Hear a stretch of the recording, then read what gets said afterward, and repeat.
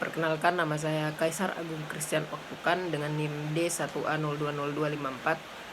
Kali ini saya akan menjelaskan tugas UAS dari mata kuliah Hukum Agraria kelas B1, di mana kali ini saya akan membahas tentang tata cara pendaftaran tanah. Persyaratan pendaftaran tanah. Yang pertama yaitu ada formulir pendaftaran yang sudah bermaterai dan ditandatangani oleh pemohon atau kuasanya. Kemudian yang kedua yaitu surat kuasa apabila dikuasakan. Selanjutnya ada fotokopi identitas dari pemohon dan kuasa apabila dikuasakan. Ya, misalnya contohnya adalah KTP atau KK. Kemudian selanjutnya ada bukti kepemilikan tanah. Selanjutnya ada fotokopi SPPT PBB tahun berjalan. Kemudian melampirkan bukti SSP atau PPH sesuai dengan ketentuan. Selanjutnya luas, letak, dan penggunaan tanah.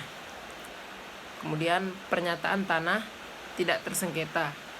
Jadi tanah yang dimaksud tidak boleh adalah tanah yang sedang disengketa. Kemudian pernyataan tanah atau bangunan dikuasai secara fisik. Itu dia persyaratan untuk pendaftaran tanah. Kemudian selanjutnya ada biaya untuk pendaftaran tanah. Untuk luas tanah sampai 10 hektar, biaya perhitungannya yaitu luas dibagi 500 kali HSB KU ditambah Rp100.000. Kemudian untuk luas tanah di atas 10 hektar, biaya yang diperlukan yaitu luas per 4.000 dikali HSB KU plus Rp14 juta.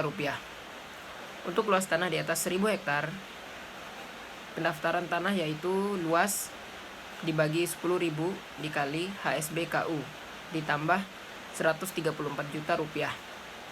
Sedangkan tarif pelayanan pemeriksaan tanah diatur di dalam pasal 7 ayat 1, yaitu TPA sama dengan L per 500 kali HSBK PA ditambah Rp350.000 pelayanan pendaftaran tanah menurut pasal 17 ayat 1 beserta lampirannya. Untuk pendaftaran pertama kali yaitu Rp50.000.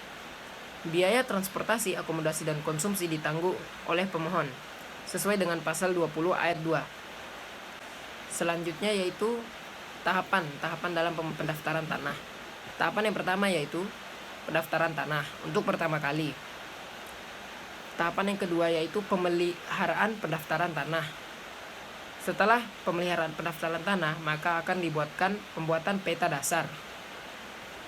Setelah pembuatan peta dasar, maka akan ada penetapan batas dari bidang-bidang tanah.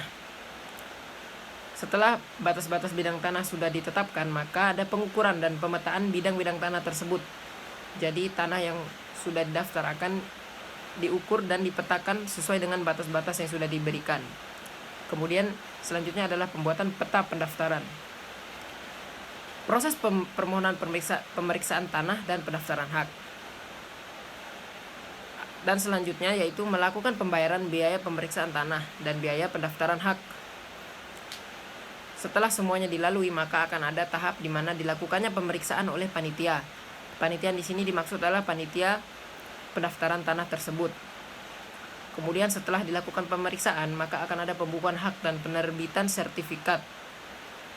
Setelah sertifikat sudah diterbitkan dan sudah masuk dalam pembukuan hak tersebut, maka sertifikat tersebut dapat diambil. Demikian penjelasan saya mengenai tahap pendaftaran tanah. Terima kasih.